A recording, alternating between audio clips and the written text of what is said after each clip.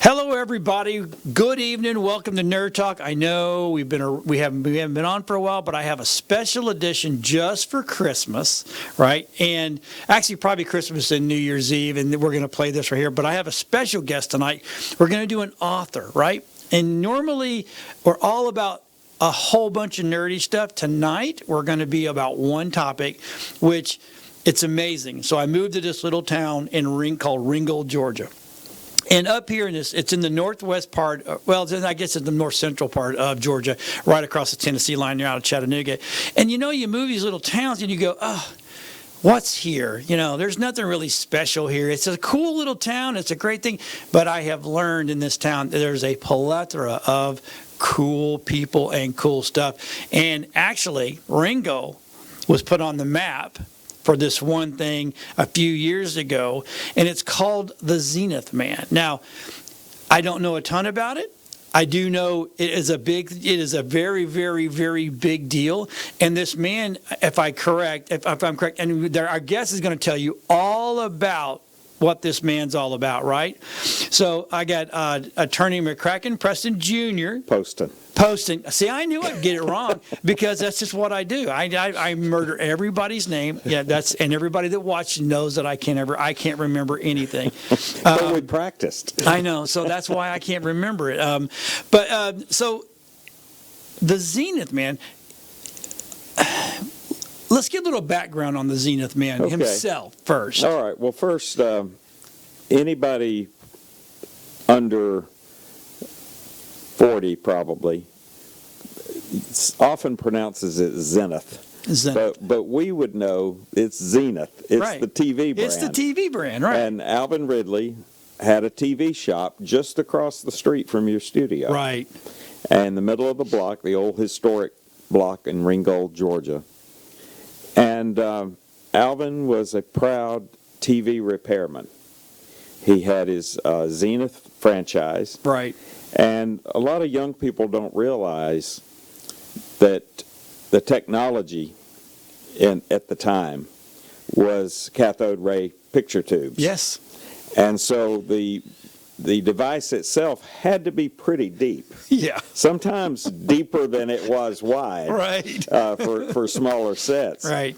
And it had this, the back of it often projected out to where you couldn't put it cleanly against a wall. There was a piece of the tube that probably stuck out about a foot and a half. Yeah. So what happened was cabinetry was built around it. Yeah. Heavy wood cabinetry. Things weighed like 150 pounds. It was ridiculously heavy. And bulky. Yep. And so it became impractical to put your TV in the car and take it to the shop. Right. So Alvin, much like a country doctor, right, had a bag, a box-shaped TV repairman's bag, full of a variety of picture tubes and tools, and he would come to your house.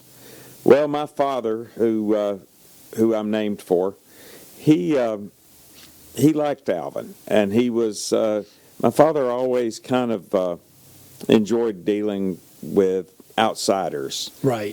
People who were not necessarily didn't have the nicest showrooms. A lot of times we went to the flea market for things, and Alvin also hung out there. So, but I guess I first heard of Alvin through the fact that he was at Ringgold High School with my eldest sister. Okay. And so my first memory of Alvin, and I didn't remember this until I was representing him. As about a 13-year-old child, my sisters and I had worn the tuner knob off. Because you were the remote. It was a it was a plastic knob on a metal crescent pin. Yeah. And so with a lot of flipping, that thing could hollow out and you're just spinning. Right. So a pair of pliers worked just fine. I was going to say, I had those pliers and I was the remote as well. Exactly. I got it. Yep. And they were working just fine. And I was watching, we used to have a show out of Chattanooga called Harry Thornton Live Wrestling, and that was something as a kid of that age I enjoyed watching. And then I realized one day there's a man in the room with me, and it was Alvin Ridley watching the TV with me, Right. holding the tuner knob that he had brought that Yeah. my dad had sent for.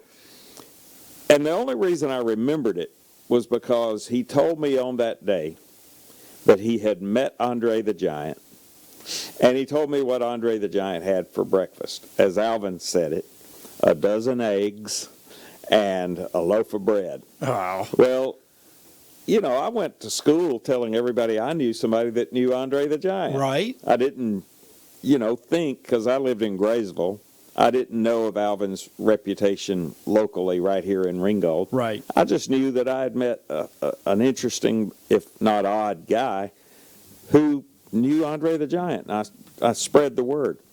Well, when Alvin brought that up again during my representation of him for murder, No, gosh. it sparked in me the memory. You've told me this before. Yeah. You were that guy. You Yeah. were my TV guy. Yeah. And I remembered then that we had utilized Alvin for that. So I grew up in the Graysville community. I have 5 older sisters, which is why when they had a son, I got hit with my dad's name. Right. How he got the name, because I asked my grandmother when I was about 10, I said, look, you had 4 sons, right? Doug, John, Cal, and McCracken? What happened? Well, my grandmother described having my father at home in 1923, that he was very small.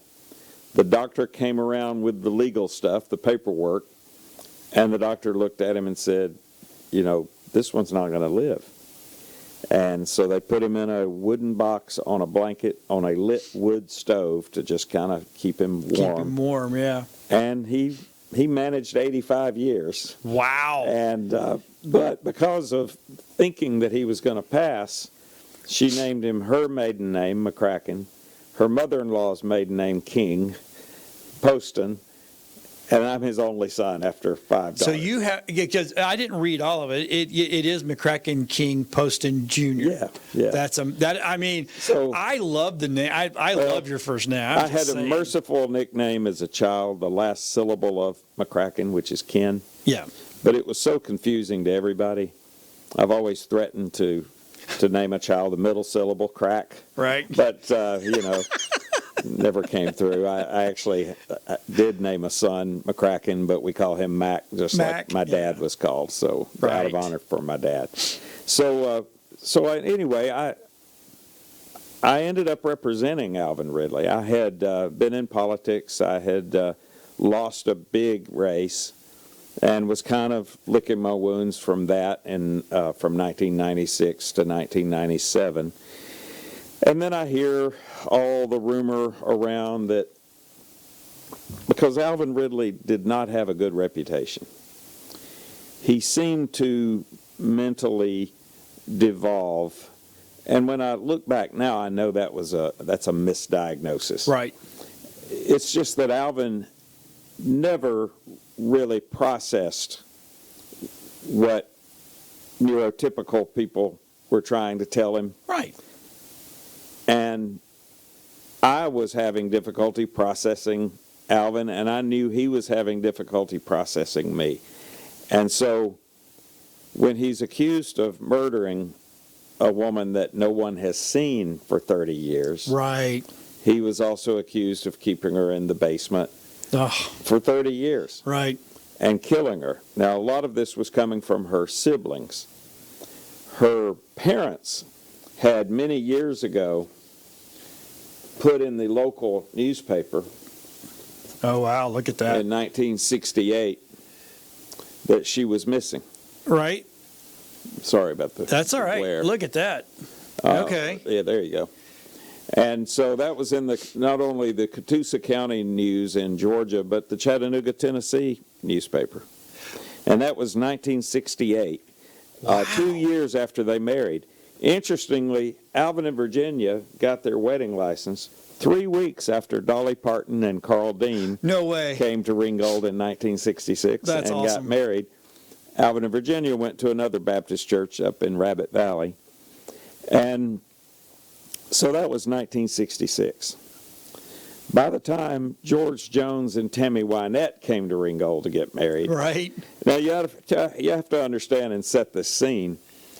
In the South, in the 1960s, 70s, and even 80s, Ringgold was uniquely positioned on major routes near a state that is not very deep north and south, Tennessee, Virginia and Kentucky being fairly close, North Carolina being very close, and Alabama being very close, right? So this was one-stop shopping for getting married. Okay. You came in and got your blood test, got your license, and either the judge could marry you or any number of preachers hung around on the weekends. Just so they get... And the tip gimmick was the new groom would fumble around with his wallet and say, well, do people usually tip you? And the judge here used to say, well, what's she worth?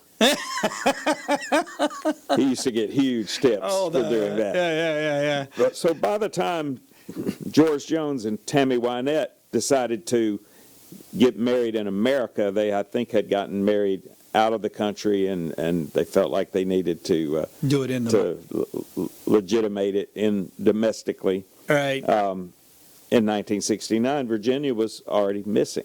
That article had been flowing around. Wow. And it just seemed very damning to Alvin that suddenly this dead woman appears in his house, freshly dead.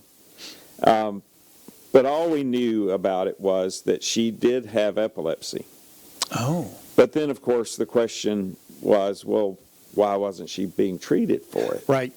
And so it all fell back on Alvin. All the suspicion and blame all fell back on Alvin. Well, oddly enough, she died on a Saturday, October 4, 1997. Oddly enough, I see Alvin during the day, Monday, October 7th. And we just happened to be, he's launching from a phone booth that used to be on Lafayette Street. He literally was across the street from the jail and the 911 center when he called 911. He first tried to call a hospital in Chattanooga because Alvin didn't trust any of the locals, especially in government. Right. He had been suing them all. Oh. Alvin felt that a 1982 accident where his father was driving the company truck was mishandled. Alvin's father was actually thought to be at fault. But in Alvin's mind, not only was his father the victim in this very minor accident, both vehicles drove away from the scene. Right. But that Alvin connected his father's death 2 years later from pancreatic cancer to that accident. Oh, my. And so he and his mother started suing everybody. Right. And in the depositions, it became a sensitivity that there's something weird going on with this guy about his wife. So in the depositions, attorney Leslie Waycaster out of Dalton, who was representing the cement truck that hit his dad, right, he started trying to ask questions about Alvin and Virginia Ridley. And Alvin became extremely evasive, seemingly not answering questions directly, which kind of was his M.O. Any time I had dealt with Alvin in later years as a state representative or just a person on the street, there just seemed to be a disconnect with communicating. Well, now we're meeting each other on the street. This happened 3 days in a row. When I just said, Mr. Ridley, I'm really sorry to hear of your loss. I felt like it was the thing to do, the thing to say. And I also thought he's obviously launching from that phone stand in a position to meet me because it was happening every day. Right. And the minute I opened up to him, he opened up to me, and he was crying, he was distraught, but he could cut it off almost instantly once he thought of something else to say. And so that seemed unusual to me. But I couldn't get him to come to my office. I could not get him to make an appointment and come to my office. So then my dad gave him my home number. And so I started getting calls at all hours of the night. Now he wanted to talk to you. Alvin screaming, Alvin making all kinds of noise with car traffic in the background. And so finally I said, I understand you are a very private person. You and your wife were very private. And he said, yeah. And I said, well, here's what we're going to do. You're not going to call me anymore at home. But you don't have to make an appointment. See, I realized that he did not want people to know where he was going to be. He wanted to be able to go where he wanted to go. He wanted to be able to get in and out. Right. And so he accepted that. And he would just come to my office, and I promised him I'll excuse whoever I'm dealing with or for a moment, and I'll come tend to you, and if it's going to take longer, I'll have you come back and try again. So it seemed to work, except we mainly screamed at each other. Okay. And the reason why is Alvin was obsessed in all of his litigation. At some point, somebody counterclaimed for frivolous litigation. Right. And they thought they got a judgment, and they had the Catoosa County Sheriff's Department levy on that judgment against a 1977 Chevrolet van. You would have thought that they were getting ready to hang him on the gallows the way Alvin reacted to that seizure.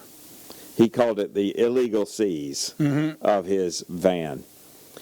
And anytime I tried to get him to talk about Virginia, he wanted to talk about the seizure of that van. Right. And that was driving me crazy. And I would argue with him, voices would escalate. Then one day in the office, he goes into the van again, and I said, the van, oh, Lord. Well, he went completely quiet. And I looked over at him, and his eyes were shut tight, and his hands were clasped. He thought I was praying when I said, oh, Lord. Oh. And he got really quiet. And I thought, I can work with this. Yep. And so I continued the prayer. Yeah. And I started giving my legal advice through our prayer that we would have together in the office, because I knew he would shut up. Yeah. Now, he wouldn't always abide by what I was praying for, because one of the things I was praying for is, Lord, please let Alvin understand that I need to get in his house. That, these newspaper articles are saying there are bars on the windows. And, Lord, I've been to the outside of the house, and I know there's no bars on the windows. I just need to see the inside of the house, Lord, with my camera. Right. And Alvin would always say, I'll think about it, and put me off. Right. Now, this went on for over a year. Wow. Meanwhile, I'm getting the state discovery, and I'm realizing he let everybody else in that ever showed up. And so I would try that. I would try showing up unannounced. Nope, didn't want me to come in. It was just bizarre. But what really happened at first was nothing. There was no talk about the case anymore, and he and our meetings kind of declined. And finally I said, I think I still called him Mr. Ridley at that point. I said, Mr. Ridley, if nothing may happen. I'd say no news is good news. And so let's just have an agreement. If something starts happening again, you come to me. Or if I hear something bad has happened where you can't come to me, I'll come to you. And we left it at that. And again, many more weeks went by into 1998 until suddenly, normally in the course of criminal justice, you get arrested. Mm-hmm. You make bond or not make bond. And then the process begins, and you could have a preliminary hearing, and then it would get bound over to the grand jury. Well, interestingly enough, they decided to arrest Alvin in the last of June of 1998. Okay. And of course, the local paper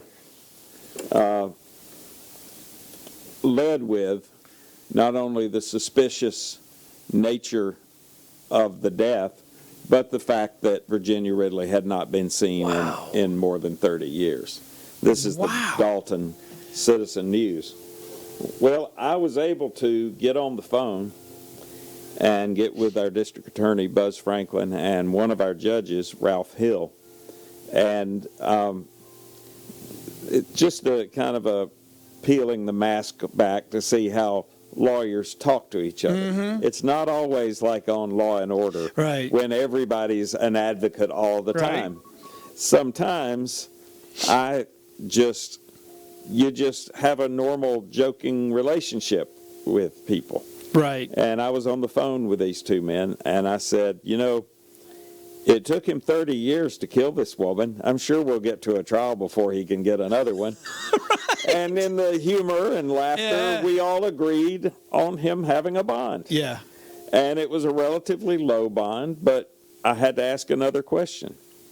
Can he put up the only thing in his name, because he hadn't moved other things out of his late parents' names, they had both passed. Right. Can he put up his own Zenith TV shop? And the judge agreed he could, and that was an important factor. Now, I had already gone to see Alvin before I made that call, and, I told him, I said, bond hearing will be probably in, you'll get considered if you don't get a bond because it's a serious charge. Maybe a week, maybe a month, we'll get you a bond. He said, I've got animals. And I said, oh, well, let me sign your keys out to me. I'll make sure they're fed. No, just get me out. Talk about pressure. Yeah, I was like, so that was the first instance of Alvin yanking me around and having me do things his way. And that led to that conversation, that joking conversation, where I got him a bond. And I got it to where he could make his own bond. So I went and got him the next morning as soon as I got showed that the taxes were paid on the thing. And he was very quiet. And I told him, I said, well, we've got to work now. Still had nothing. Mm. So had you still not been in his house yet? No. Oh, my gosh. Absolutely not. And would not for some time. Wow. So here's, I think, a kind of a funny headline. Suspect free for now. Oh, my. It's like it's reassuring the public that maybe not for long. Right. It's just going to be a little bit. Yeah, it probably won't be free for long. Wow. But I love that headline because it was kind of sums up the way things were feeling. But the other thing that happened now with this story of human captivity for decades, right? It became a national sensation. Oh, yeah. This is one of the tabloids that was in the local grocery stores all over the country, the National Examiner. Sicko holds wife hostage 30 years, then kills her. And then in tiny lettering, cops charge. That's what keeps them from getting sued for slander and libel. So, it was just kind of a free-for-all of suspicion and stories. And the stories about Alvin painted one of a very unusual character that seemed to not trust anybody, who did do business, but then abruptly shut it down after his father's death. And he would post missives on the inside of the glass of that old building that said, here's who put me out of business. And he would name names, and it was by running my customers off and things like that. In reality, and I got Alvin to admit this years later, what really did him in was the advent of solid-state circuitry. Yeah, I was going to say, he literally worked himself out of a business because the technology got better. Yeah. And it was, TVs got smaller. Yep. They got thinner. They got cheaper. And as he lamented, people just throw them away now. Yep. And how many of us have seen the big screen TV out by the garbage? Yep. Exactly. To be picked up later. So, but otherwise we had nothing.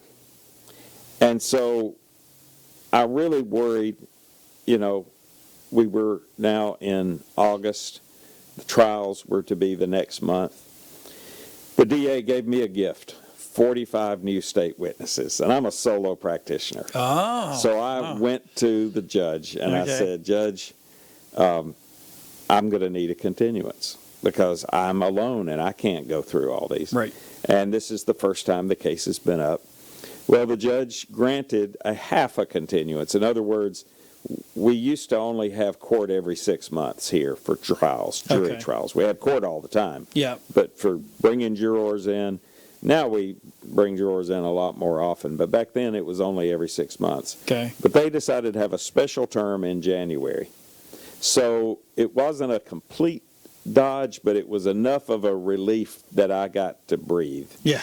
And it was a tragic divine intervention of sorts, the death of the Olympic track star Florence Griffith Joyner. Yes. Or FloJo. FloJo. Because our theory all along was that Virginia had died from a seizure. The state of Georgia was saying, oh no, that's way too much petechial hemorrhages around the eyes and the mouth, and to be just a seizure. This was a mechanical smothering or a strangulation, soft strangulation. Well, I really wanted to see an epilepsy death and images of it. I went to the very famous regional, nationally famous, but one close enough to me that I knew him, Bobby Lee Cook, the lawyer in Summerville, Georgia. Yep. He was purportedly who Matlock was based on. Right. And he's very flamboyant, very interesting Southern gentleman. Which is where I live, by the way, is in Summerville, Georgia. Well, Bobby Lee was very generous to other lawyers. I went to his beautiful library in his office, and I told him my problem. I said, I really need to learn about these petechial hemorrhages because the state of Georgia is basing a murder charge on several that were on the lady's face. Well, he pulled off 4 books, and I asked him if I could copy them. He said, no, you can keep them till you're finished. Right. So every one of those books said, don't jump to conclusions about petechial hemorrhages. Oh. They can happen in a coughing fit. They can happen in the living.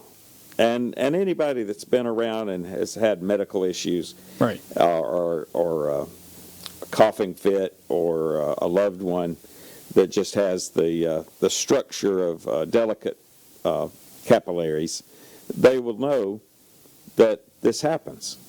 But I needed proof. I needed a death. Mm-hmm. And then suddenly this death of this Olympic track star happens. Right. I get her autopsy. You go into the book to see how. But you got to buy the book, folks. I'm just telling you. I get her autopsy, and she had a lot more petechial hemorrhages than Virginia did. Really? And the state of California's medical examiner said, this is an epilepsy death. This is a seizure death. Right. And so it's a tragic godsend to get that. But at the same time, I still had a lot to explain. I had an unusual client who wouldn't let me in his house. I was going to say, you've still not been in this guy's house. I'm having to pray my legal advice to him and that he's not following. And then Alvin began to do some unusual things. For example, he started taking advice from somebody else. Well, that happens a lot in the legal world. You know, people second guess your advice and they go get a second opinion. The problem was Alvin was getting his second opinion from a elder man who rode around town on a bicycle selling items out of the basket. Gotcha. A guy known as Salesman Sam. Salesman Sam. His name was really Ben McGaha or Magaha, however it was to be pronounced, but I always knew him as Salesman Sam. Right. And he took his role of being Alvin's chief legal advisor very seriously. And unfortunately, Alvin took some of that advice, Oh, no. almost creating irreversible disaster. Oh, For one thing, I was, well, let me get back to that. in a yeah, minute. yeah. But I had nothing other than this Flojo autopsy. And then I'd given up on going to his house. And then Thanksgiving in 1998 happened. I still had 6 weeks or 5 weeks before the trial Right. began, and still didn't have much other than this autopsy. And I had Virginia's childhood medical records proving that she had epilepsy. And my parents start fixing a turkey plate, an extra one, extra than the one they made for me to take home. Right. And I said, I don't think I need that much. And they go, oh, no, this one's for Mr. Ridley. You're going to take this to Alvin. And I thought, oh, man, Oh, it's man. the last place I want to go. Right. By the way, in the meantime, I had gotten his phone service restored. Oh, okay. But when he saw me coming with the phone man, me with my camera in my hand, he decided to have the phone installed on the porch. Oh, jeez. He really did not want you in that house. He did not want me in that house. But I began to realize that Alvin was very transactional. Right. But I didn't fully realize it. Yep. But I show up at his house unexpected with a grocery bag with a wonderfully smelling Yeah. Thanksgiving plate. And I said, Alvin, my parents wanted you to have this. I just want to drop it off to you. And he looked at me and he said, just a minute. And he shut the door. He went in the house. I could hear the TV go off. I thought I heard him talking to somebody. And then he opens the door and lets me in and invites me in. Turkey dinner got you in. It was the price of a turkey plate. Wow. And it was that visit that when my eyes adjusted, I saw that he had covered one wall, and I knew this was a recent development because they weren't in the coroner's picture, so there was Okay. no reference to them by law enforcement. He was making a shrine of sorts of writings, all in the same hand, talking about very mundane things and various things, talking about a recipe here or there, a poem, a song. Here's a reference to one of the moon landings. There's things that she's talking about that are on the news. And when I say she, these were Virginia's writings. Oh, okay. And they were all in a very unique hand that was very distinguishable Right. from any other handwriting. Nevertheless, I had to get a handwriting expert to exclude his Yeah. parents Yeah. and Alvin from having written them. And so it was just an amazing thing that I overreacted to in my gushing excitement, because I said, Alvin, I got to have these. These are going to save you. And he said, you can't have them. That's all I got left of her. So we began to pray a lot. And I was saying things like, Alvin, Lord, you got Virginia right next to you. I know she wants him to use them. Yep. At some point I said, give us a sign if we're not going to use them. And I was like, 3, 2, 1. Okay, Lord, thank you for not giving us a sign to not use them. That means you're telling us to use them. And Alvin is just sitting there thinking. Oh, here we go. Alvin says, I'll think about it. Well, then it got to be a matter of commerce.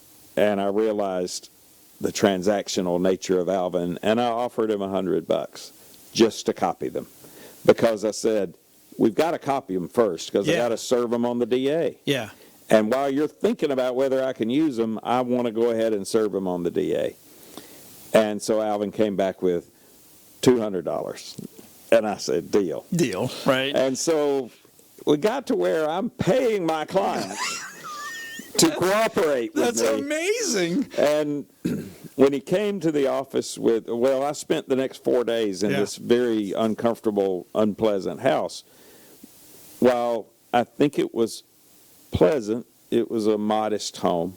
when Virginia was alive. Right. Since the year and a month since Virginia had died, Alvin would bring in fast food. He would leave it in a bag. He would leave it uneaten, and the vermin had just taken over in the house. That's sad. But I was in there for 4 days, during the business hours, over the Thanksgiving weekend, Black Right. Friday, and all that stuff, just sorting things out and leaving them in piles, with the understanding that Alvin would then control them, because he was all about controlling them. Right. He'd bring them to my office for a copying session.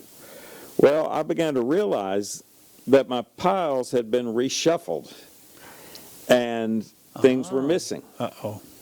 And I said, well, what about that one that, I put right here, because it was right next to this one, about her, she actually mentioned talking to one of the sheriffs in this 30-year period. And Alvin said, well, Salesman Sam and I thought you didn't need that one. So the return of Salesman Sam. Salesman Sam's sticking his nose in. So I was furious, but I made a decision right then and there that I was going to have to figure out a way to have at least some of them. So I did find the one that I was looking for in that pile. And I said, Alvin, do you want a Coca-Cola? And he said, yeah. I said, we got a refrigerator full of them right there in the law office refrigerator. My office at the time was behind the post office. The building no longer exists. Alvin ran to get his Coke, and I dropped that document behind the copier.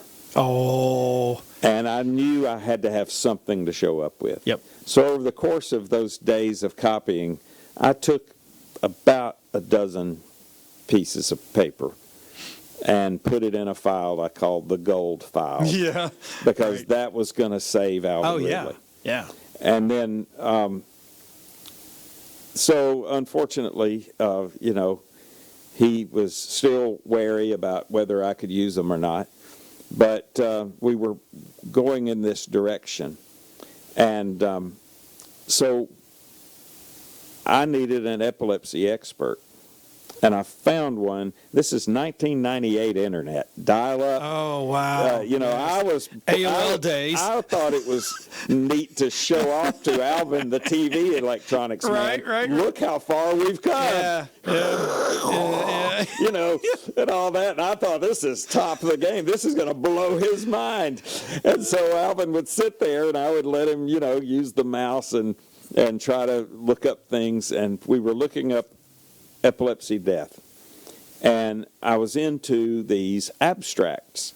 Well, I couldn't afford to buy the journal, so I was just looking at the abstracts and looking at who wrote them.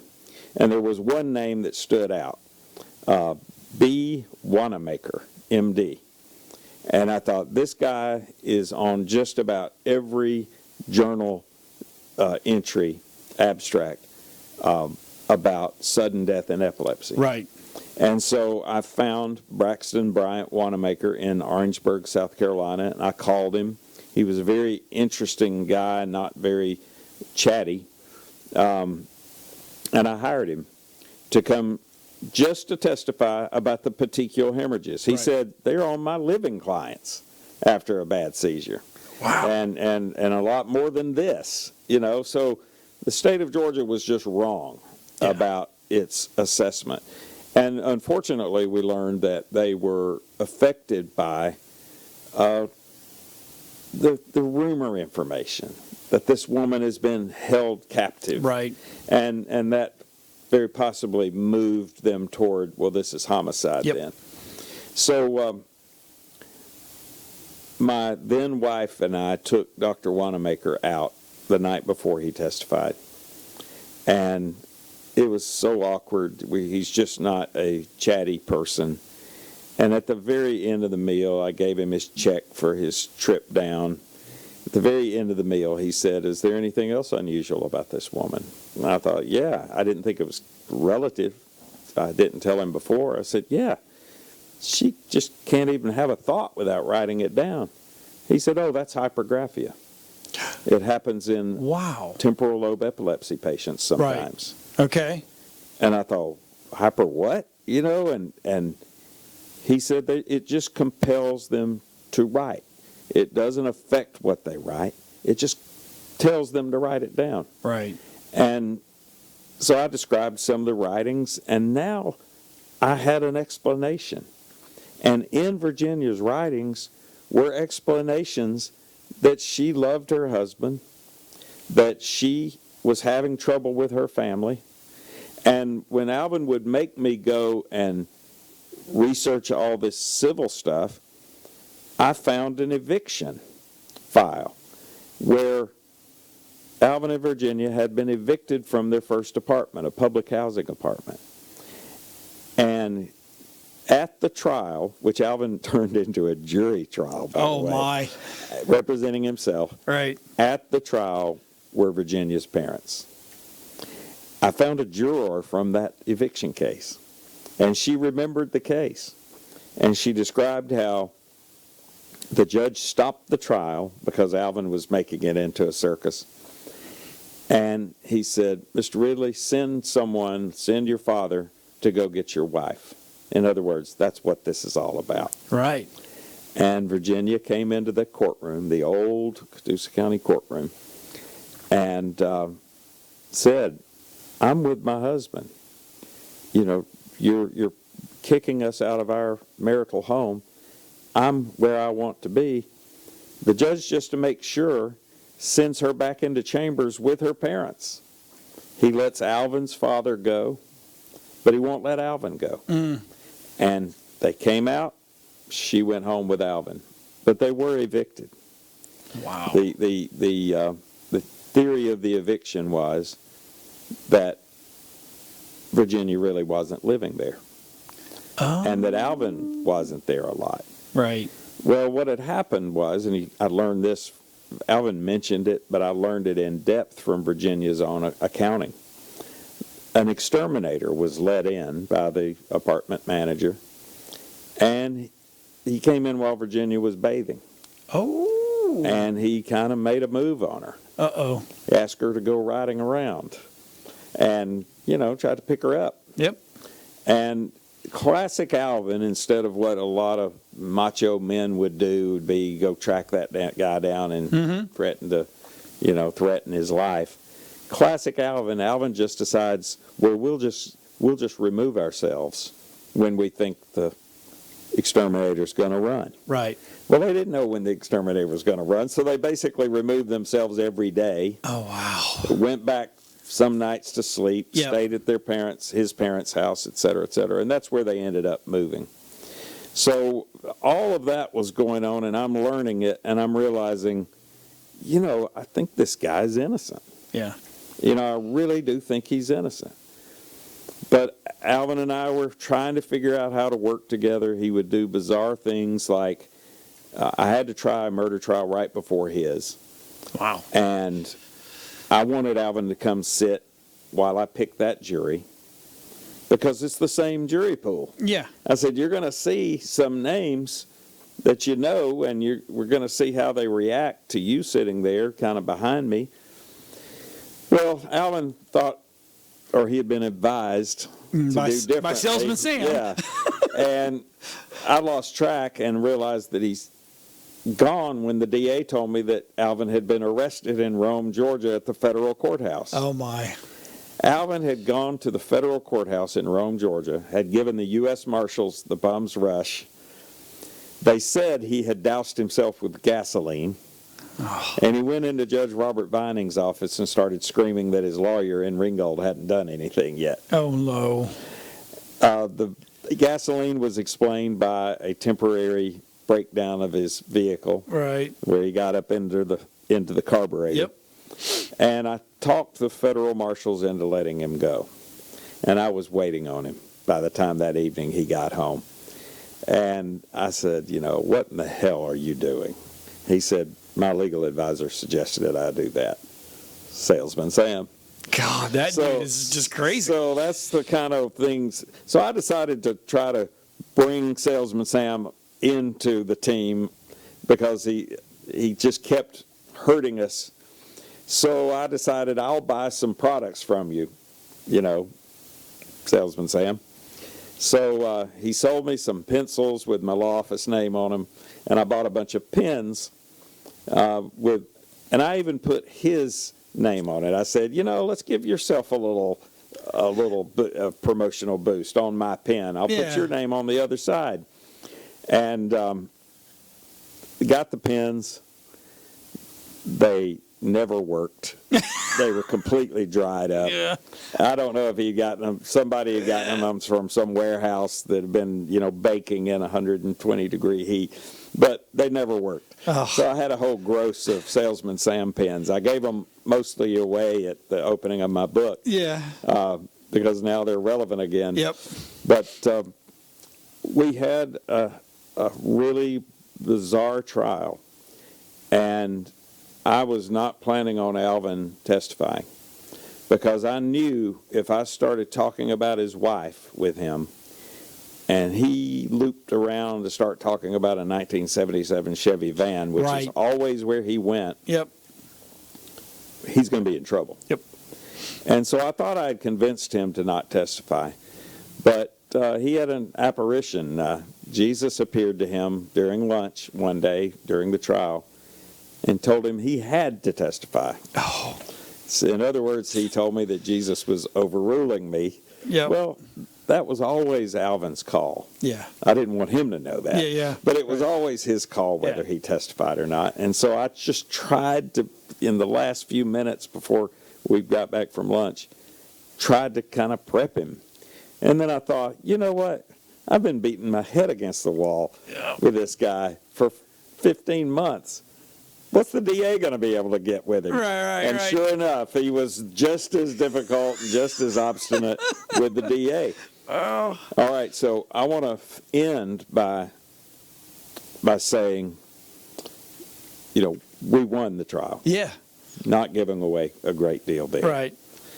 But I continued to try to help Alvin. We did a lot of press on this. We did Forensic Files, American Justice, NPR Snap Judgment.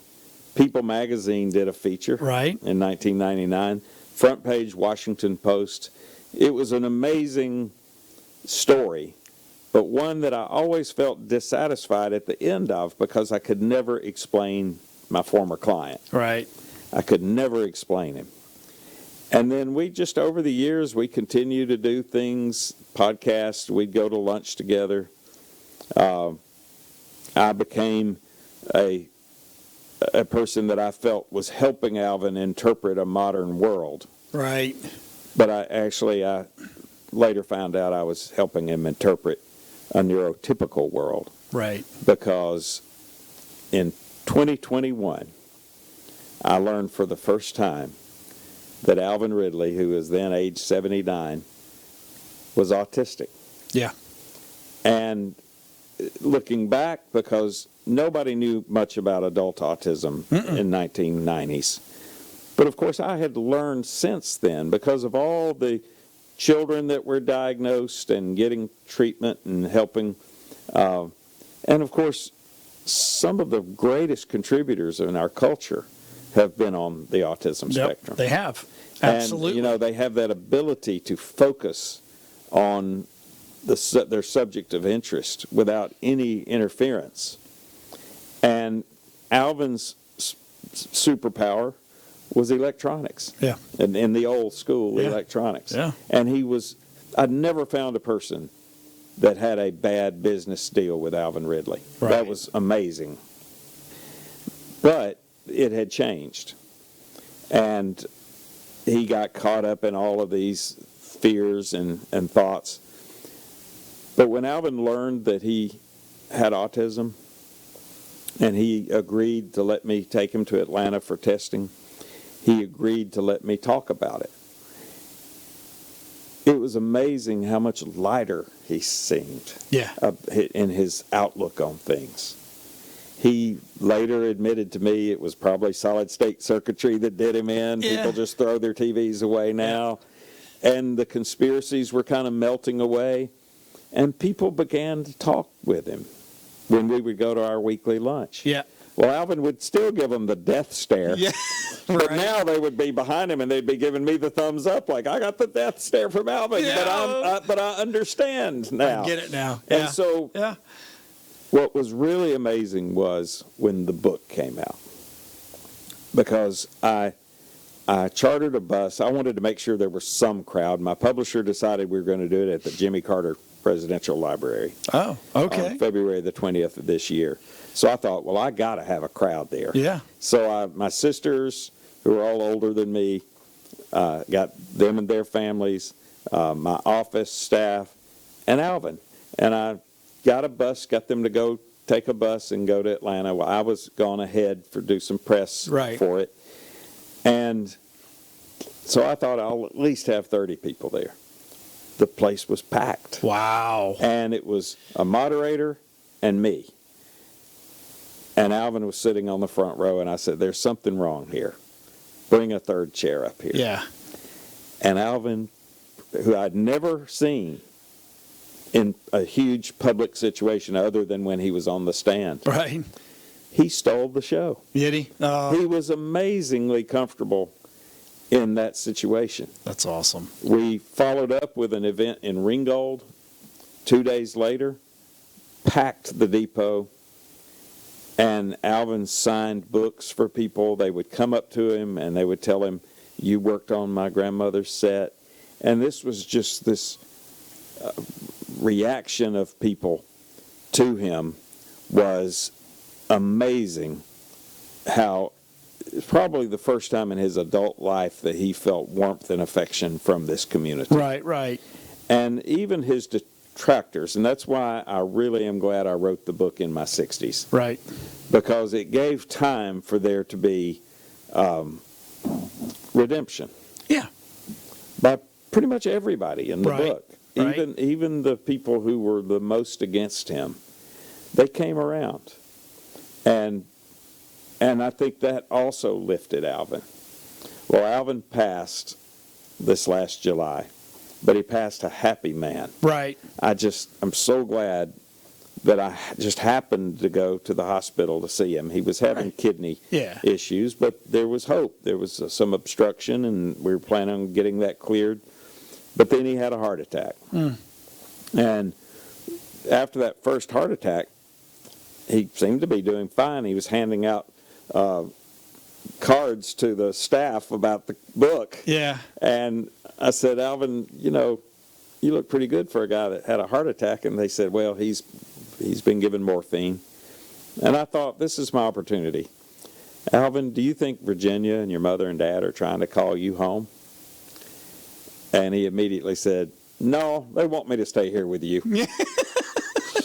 And so that touched my heart. But a couple of days later, I just happened to just decide it was July the 2nd. It was kind of a slow holiday week. So I decided I'm just going to go spend the afternoon with Alvin in the hospital. Just talk with him. I'll take a few books and have him sign them for people.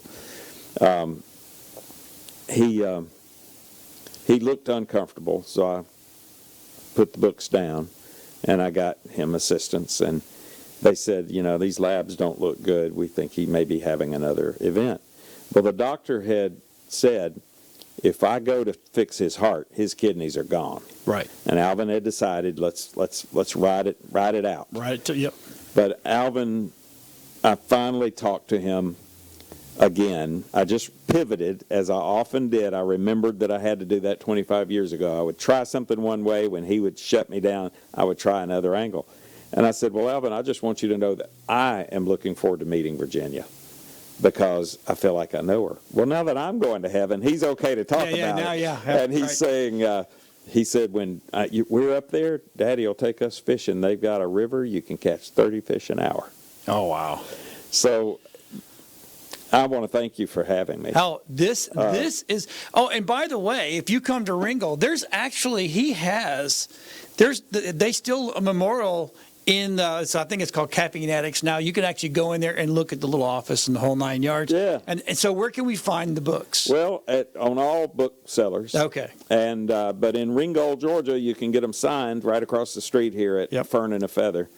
But I'm hoping that there's some film interest in this story because it's This such a should good be. story. This is. I cannot believe it's not already a TV show or a movie. Yeah. All right. Because this is absolutely phenomenal. So I got the book, and everybody knows that I don't read. Not that I don't know how to read. I have to be careful how I say that because people go, "Oh, you can't read." And my Hooked on Phonics is showing up next week. I'll be good. Anyway, I downloaded the audio version and started listening to it. Absolutely phenomenal. So look, you can find them on Amazon. I know we're all Amazon people and stuff like that, but actually go and get the signed copy here in Ringgold. If you want one, if you're watching and you want one, reach out to me. I'll get it for you. You reimburse me, and I'll send it out to you, and I'll have it signed by the man himself right there. McCracken Poston Jr. There's King in there too, by the way. It's a really cool. I love the name. I'm just saying. Thanks everybody for watching. We appreciate it. Have a great new year coming back after the new year. We will be back on a normal schedule. Hopefully, the studio has been crazy busy up here in Ringgold, Georgia. Everybody have a great nerdy week and have a good holiday. We'll talk to you later.